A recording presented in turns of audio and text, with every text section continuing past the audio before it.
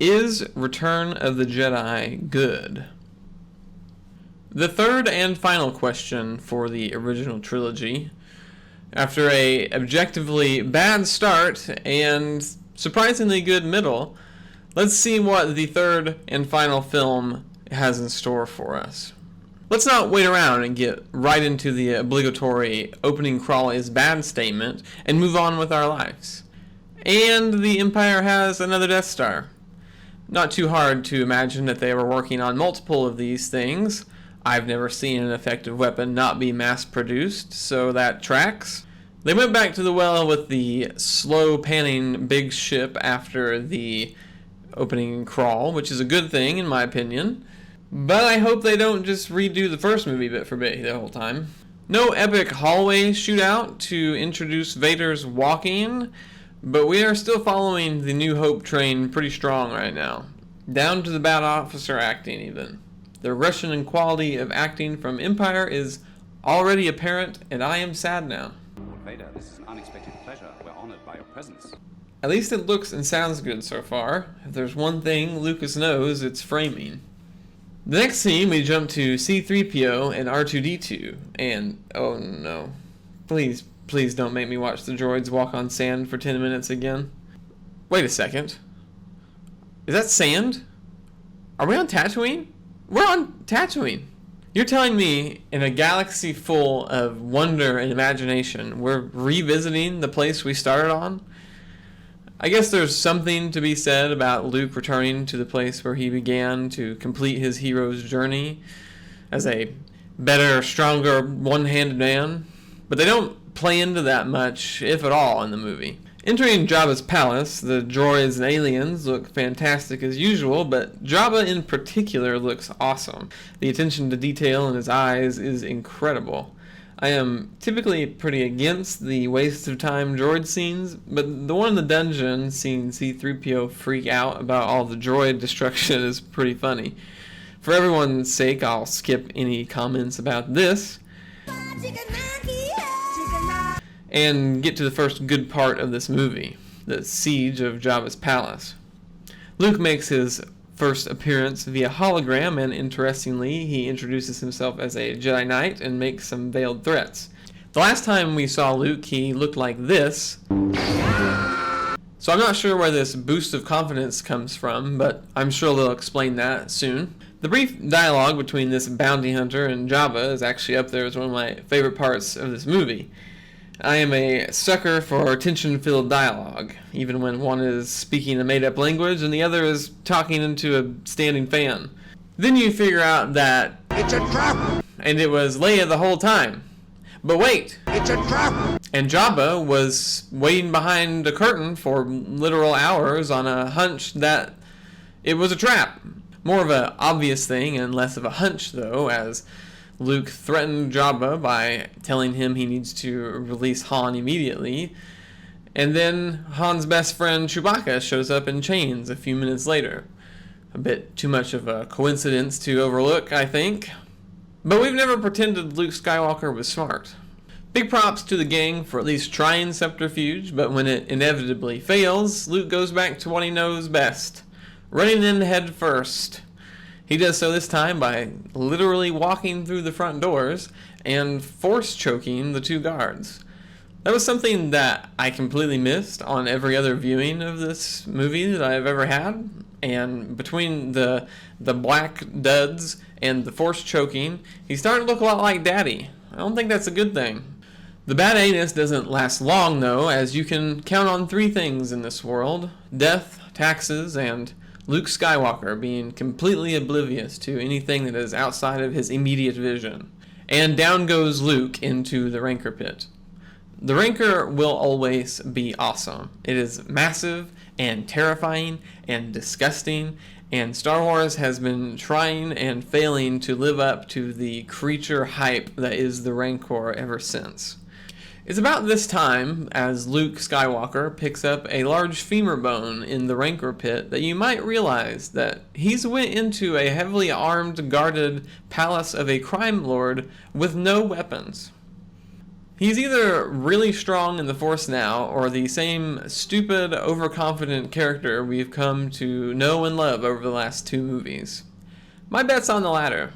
Luke escapes the Rancor's grasp and slays it using another awesome new Force power called picking up a rock and throwing it at a button. It all amounts to nothing, though, as I cannot understate the stupidity of walking into an armed palace with no weapons. We've taken a large step back from Empire. At this point in the last movie, we already had a full-scale Empire invasion of a Rebel base with massive AT-ATs and Rebel speeder ships and explosions, and Luke Skywalker doing awesome stuff. We barely had a few lines spoken by our heroes so far, and the worst rescue plan that has ever been put to paper unfolded before our eyes. After being captured himself, Luke and the gang are sentenced to a slow death in the Sarlacc pit. On the way there, Luke mentions his one line about being raised on this garbage planet for 18 years. There's nothing to see. I used to live here, you know. On the execution plank, he threatens Jabba one last time from a position of absolutely no power, which Jabba laughs at. Then he looks at Lando, who has somehow managed to infiltrate Jabba's palace guards and be responsible for overseeing the execution of some pretty high-value prisoners.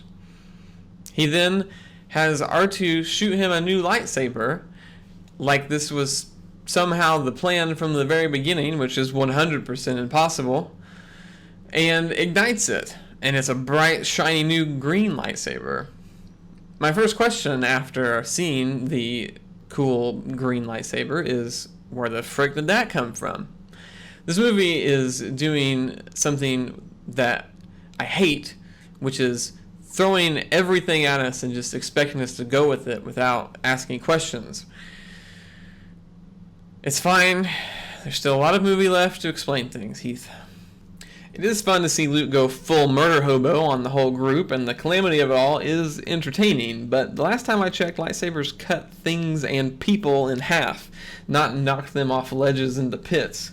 A little disappointing on the effects side of that there. And shout out to Boba Fett for continuing the trend of cool and potentially great bad guys doing crap all and going out like a tool, from Han Solo literally bumping into him by accident. Leia takes her job as Jabba's new pleasure slave a bit too far and accidentally chokes him to death, so no more Jabba either. The callbacks to the first movie again are strong here, with Luke deflecting some blaster bolts and swinging with Leia off the skiff to escape. When it's all over, the whole team manages to escape without a scratch, and unlike in Empire, during the Battle of Hoth, I never felt scared for them. The whole thing was played through pretty lightly, with a comedic edge to it even, which took any tension that was there away. The team splits up afterward, with Luke returning to complete his training with Yoda, and the Falcon going somewhere else that the movie doesn't feel like is pertinent info, so screw off, you nosy kids, and you're wanting information. The next scene cuts back to Vader on the Death Star, where we get to meet the Emperor in person for the first time, and it's the first scene in this movie that isn't a disappointment. The stage is set with the Empire troops all at full attention, and Vader and the Commander kneeling to greet him. The shots of the Emperor coming down the ramp are imposing, and the following shots of him are careful not to show his face fully. He talks with a supreme confidence, and Vader hangs on every word. Ian McDiarmid kills the acting for this character with his speech mannerisms and creepy way he moves his mouth when he talks. A very strong info for our new main antagonist. Yoda and Luke's scenes confirm that Luke did not get any more training between the two movies, which makes me further question how he's so much stronger.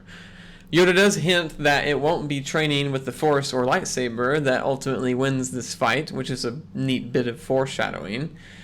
But he drops a bomb revelation before he fades off into the Force that there is another Skywalker. Who is that? It has to be one of the main characters, right? Han Solo's done some pretty crazy stuff, flying into an asteroid field and shooting things while basically blind in the escape from Tatooine, so my money's on him. Nope, it's Leia. Ben just drops that right into your lap just a few minutes later. I really wish they would have let that hang there for a little bit, kind of let that mystery be part of the plot line, but I guess it's not really part of what they're trying to do with it, so that's okay. It is one more thing that makes me think, why in the frick does Ben keep lying to Luke about everything? Something that Luke also immediately questions as he sees Ben walk up to him, and then immediately calls him out on the certain point of view BS as soon as Obi-Wan says it. From a certain point of view. A certain point of view? At this point, we get some conflict between Ben and Luke. Luke, after confirming that Vader is his father, thinks that he can be saved and turn from the dark side. Obi-Wan adamantly disagrees with this, and is probably the reason why he didn't tell Luke about his father in the first place. Why Luke thinks this is beyond me, though. Maybe just because he let him live at the end of the last movie? Other than that, he's been a fanatical, murderous, torturous psychopath, so classic dumb Luke here on that one. The story doesn't really make sense for Vader, but at the same time, it is an interesting story point, and I'm excited to see where it goes. Now we get to see where the others went. To a very familiar digital blueprint of a Death Star discussing how to blow it up. It's even easier than last time. Fly a ship down its conveniently sized corridors and shoot it. Something I noticed here is that the lines from Han aren't like the lines I remember. There's no sarcasm or humor in them, just what seems like genuine concern for Chewbacca and the mission. I think his arc is fully complete here, from rogue scoundrel to heroic leader of the rebellion. It's been a satisfying, if a little rushed, arc, but it's characters like these that tend to be my favorites, and also the ones that tend to sacrifice themselves for something later on. So I would be pretty worried about Han at this point, especially from this line when it comes adding to it.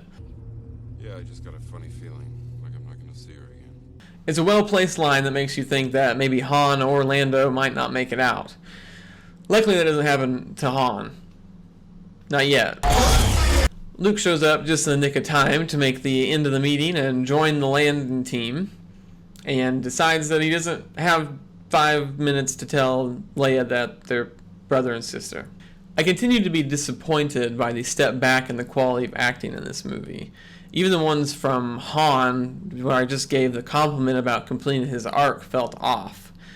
Everything about this scene is cheesy to me. All the lines. Especially later whenever Han and Lando meet and talk about exchanging the ship and kind of exchanging their last goodbyes.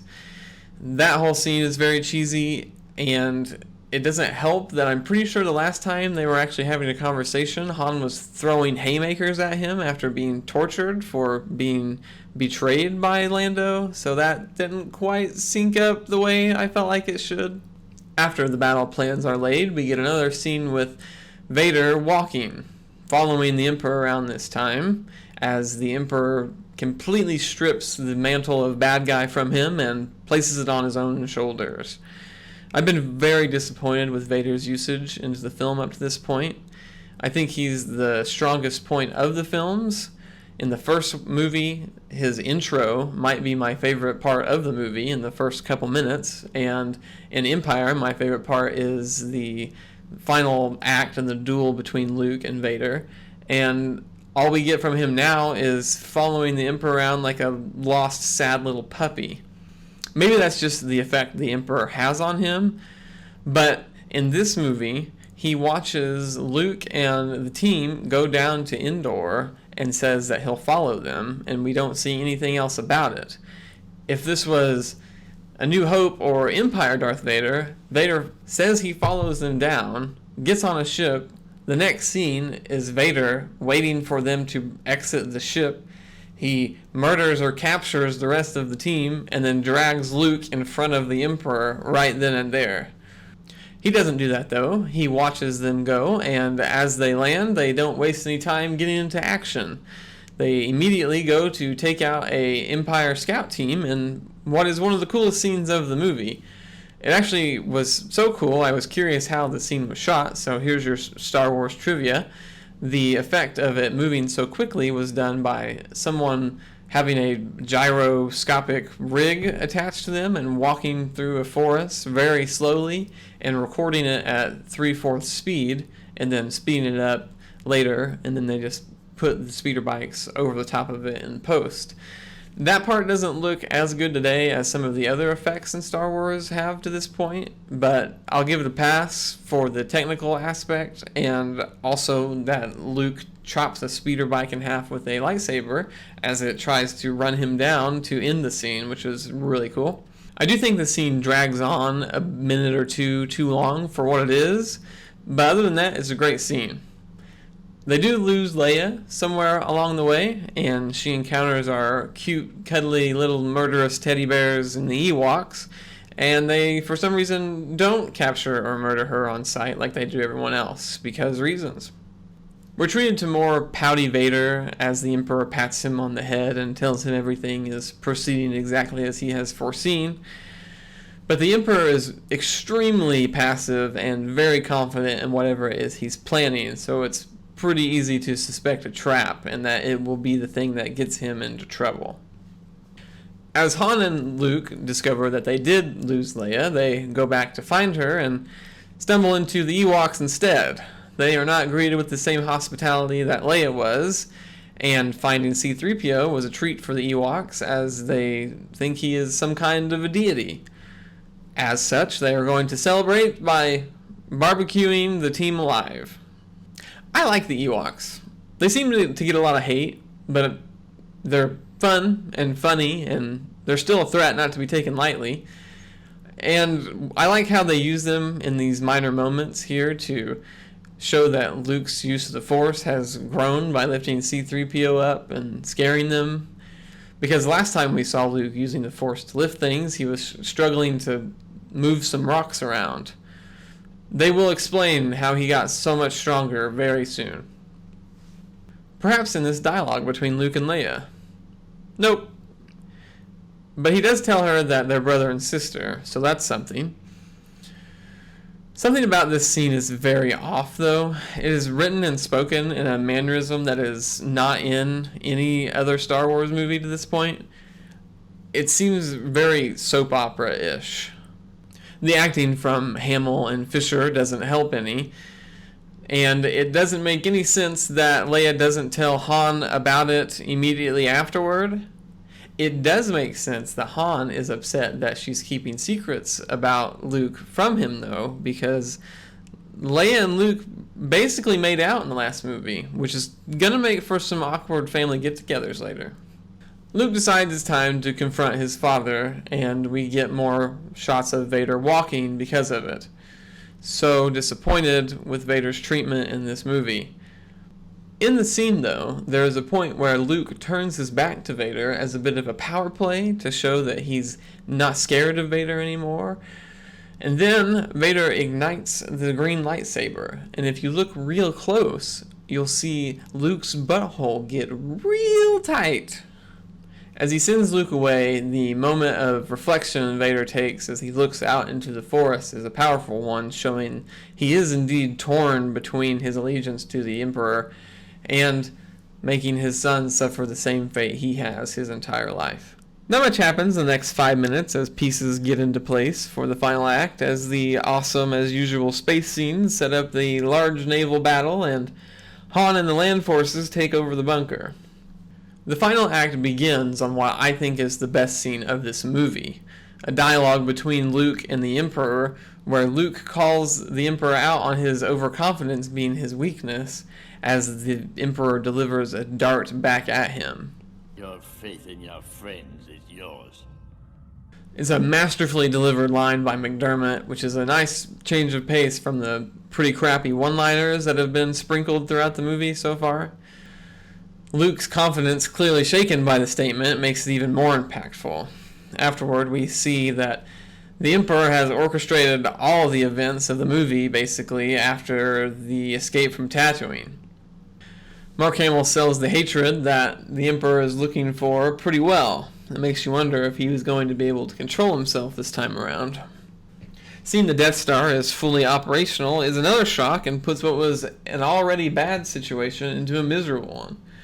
Even the Ewoks, who seem to be the last hope, start losing their battle for a moment in a heartbreaking scene where their leader gets killed. In this moment of desperation, Luke ultimately fails in not trying to kill the Emperor. What this means for him in the moment is difficult to say, especially since the movie makes a terrible choice to cut away from it. As things escalate on the ground battle, after 3 full movies, Chewbacca finally does something cool and steals an AT-ST and almost single-handedly turns the tide of the battle on Endor. The Ewoks help out by taking down a few other AT-STs, but without Chewie here, I think they lose this fight. Chewie saves Han and Leia, but not before another great line from Leia reversing the "I love you, I know" line on Han. I still gotta give it to the Emperor for best line, but that was a close second. And boom, hard cut to the fight with Luke and Vader. Empire's battle was packed with emotion and blow after blow. This one seems a bit empty to me, minus a freaking sweet lightsaber throw that I don't think anyone would have seen coming.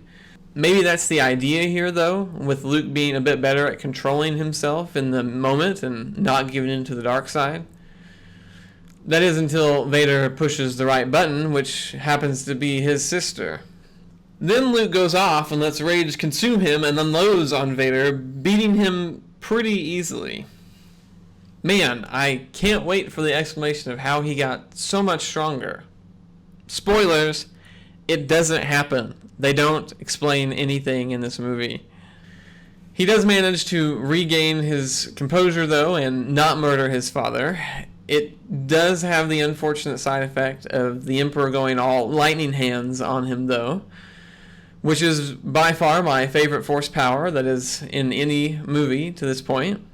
Luke leaves everything in the hand, singular, of his father to save the day, which pays off as Vader can no longer stand the sight of his flesh and blood being electro-forced, and suplexes the Emperor down the reactor shaft, taking a healthy dose of lightning himself in the process. The whole redemption of Darth Vader thing is a bit rushed to me, taking place over just about the course of an hour, but the father-son relationship that happens at the end is still powerful and gets me right in the feels, so I'm going to give it a pass. With the Emperor defeated and the shield generator down and Luke safely off the Death Star, the only thing left to do is to blow it up. Lando and the Falcon with some X-Wings fly down some conveniently Millennium Falcon-sized corridors with little opposition, and Lando pulls the trigger and blows up the Death Star. And the galaxy rejoices. We will just ignore the implication of these empty stormtrooper helmets at this Ewok celebration and be happy the original trilogy is over. For me, this movie left a lot to be desired, namely the exotic locations part of Star Wars, as we revisited 2 places we had already been, and the third place was just a big forest. We rehashed the Death Star plotline from the first movie, although seeing the Emperor pulling all the strings was pretty neat. He just didn't account for the murderous teddy bears. The regression of the quality of acting in this movie is something that I just cannot get past.